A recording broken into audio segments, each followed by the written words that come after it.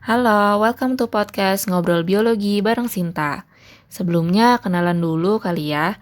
Aku Sinta Fitrianisa, biasa dipanggil Sinta. Aku mahasiswa tingkat akhir biologi angkatan 2018, Sekolah Ilmu Teknologi Hayati, Institut Teknologi Bandung.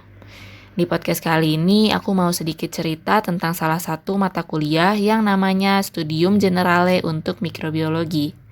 Singkatnya, di mata kuliah ini, kami para mahasiswa mendapat gambaran umum mengenai jenis-jenis profesi dan etika keprofesian yang terkait dengan bidang mikrobiologi. Selama setengah semester mengikuti mata kuliah ini, udah ada banyak dosen tamu dari kakak-kakak alumni mikrobiologi SITH yang diundang untuk berbagi banyak pengalaman menarik dari zaman masih kuliah di SITH sampai sekarang bekerja dengan berbagai profesi yang terkait dengan bidang mikrobiologi. Sebelumnya, di antara teman-teman yang ngedengerin podcast aku kali ini, mungkin masih ada yang asing dengan istilah mikrobiologi. Mikrobiologi itu merupakan ilmu yang mempelajari mikroorganisme atau mikroba atau organisme yang terlalu kecil untuk dilihat dengan mata telanjang manusia, seperti contohnya bakteri, fungi atau jamur, alga mikroskopik, protozoa, dan archaea, beserta pemanfaatannya dalam kehidupan. Teman-teman di sini pasti udah tahu kan kalau banyak mikroba yang dapat menyebabkan penyakit. Tapi di balik semua itu, mikroba ini juga punya banyak banget manfaat di berbagai bidang kehidupan. Kayak misalnya di bidang pangan, mikroba bisa dimanfaatkan untuk membuat berbagai makanan fermentasi kayak kimchi, yogurt, tempe, dan masih banyak lagi. Atau ilmu mengenai mikroba itu sendiri bisa digunakan untuk membuat inovasi, teknik, atau teknologi yang mencegah bahan pangan biar nggak cepet basi. Selain itu, di bidang kesehatan, ilmu mikrobiologi bisa dipakai untuk membuat vaksin atau pengobatan dari berbagai penyakit yang diakibatkan oleh mikroba. Contoh lainnya di bidang pertanian, kayak yang kita tahu, sekarang ini udah mulai ngetren nih gaya hidup back to nature, di mana orang-orang udah mulai maunya apa-apa tuh yang alami. Nah, berbagai mikroba ini bisa juga loh digunakan sebagai pupuk dan menggantikan pupuk kimia sintetik. Karena beberapa jenis mikroba ini punya kemampuan yang bagus untuk mempermudah penyerapan nutrisi oleh tanaman. Pupuk hayati dari mikroba ini juga memiliki kelebihan dibanding pupuk kimia sintetik karena lebih ramah lingkungan. Nah, balik lagi ke cerita aku tadi. Jadi, dari mengikuti mata kuliah Studium Generale untuk Mikrobiologi ini, aku dapat cerita menarik dari kakak-kakak alumni yang jadi dosen tamu, yaitu salah satunya adalah cerita pengalaman bekerja dengan mengaplikasikan ilmu mikrobiologi di industri kosmetik. Di industri kosmetik, ilmu mikrobiologi ini ternyata banyak diaplikasikan. Seperti yang kita tahu, kosmetik yang nantinya akan dipakai konsumen nggak boleh mengandung mikroba-mikroba berbahaya dengan jumlah yang melebihi batas, karena dapat mengakibatkan berbagai infeksi dan penyakit kulit, atau bahkan penyakit mata dan infeksi saluran pencernaan jika mikroba tersebut masuk melewati mata atau mulut. Hal ini menyebabkan produk safety menjadi hal yang sangat perlu diperhatikan dengan cara melakukan testing apakah terdapat kontaminasi dari mikroba berbahaya tersebut. Kayak yang kita tahu, kosmetik harus dijaga agar tidak mengandung mikroba berbahaya.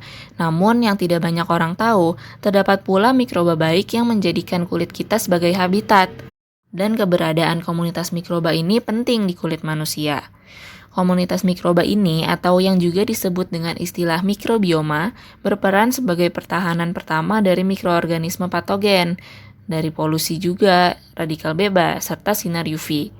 Mikroba kulit ini, jika keseimbangannya terganggu, bisa membuat kulit menjadi lebih sensitif terhadap iritasi dan masalah kulit lainnya seperti jerawat, dermatitis, penuaan dini, dan lain-lain. Maka menjaga keseimbangan mikrobioma kulit ini menjadi salah satu kunci dalam perawatan kulit. Nah, microbiome teknologi inilah yang menjadi salah satu fokus dari aplikasi bidang mikrobiologi dalam industri kosmetik, yaitu membuat kosmetik yang microbiome friendly, di mana produk kosmetik ini akan membuat kondisi kulit kita tetap sehat, sehingga mendukung pertumbuhan mikroba baik tersebut. Dengan teknologi ini, mulai bermunculan banyak kosmetik dan skincare dengan prebiotik, probiotik, postbiotik, paraprobiotik, maupun gabungan dari unsur-unsur tersebut. Kosmetik yang menggunakan probiotik merupakan kosmetik yang menggunakan mikroorganisme hidup yang memiliki efek positif bagi kulit. Kalau para probiotik, itu menggunakan probiotik yang sudah diinaktivasi. Penggunaan probiotik atau para probiotik biasanya diiringi dengan penggunaan prebiotik yang merupakan nutrisi bagi mikroorganisme baik tersebut. Sedangkan yang disebut dengan postbiotik merupakan produk hasil metabolisme mikroorganisme yang biasanya dapat memiliki fungsi baik bagi kulit. Contohnya, mungkin para pendengar di sini udah nggak asing lagi sama hyaluronic acid yang bagus banget buat menjaga kelembapan kulit dan memperkuat skin barrier. Selain pengembangan kosmetik dengan microbiome technology, pengembangan surfaktan yang dapat membersihkan kulit secara efektif tanpa bikin kulit kita kering juga jadi fokus lainnya. Pengembangan microbial surfaktan juga menjadi hal yang lagi gencar dilakukan nih. Microbial biosurfaktan ini merupakan surfaktan yang dihasilkan oleh mikroorganisme. Kelebihannya dibanding surfaktan sintetis, biosurfaktan ini dapat didegradasi secara alami dan memiliki toksisitas yang rendah, sehingga selain lebih baik bagi kulit, biosurfaktan ini juga lebih ramah lingkungan. Nggak cuma hal-hal yang udah disebutin tadi aja, pada industri kosmetik pastinya masih banyak penelitian-penelitian lainnya yang dilakukan. Contohnya penelitian mengenai material atau bahan mentah yang akan digunakan sebagai kosmetik, lalu penelitian mengenai microbiome, penelitian mengenai pengembangan metode testing, dan bioteknologi lainnya. Jadi ternyata mikrobiologi ini banyak banget nih aplikasinya di berbagai bidang, terutama yang dibahas kali ini adalah di industri kosmetik.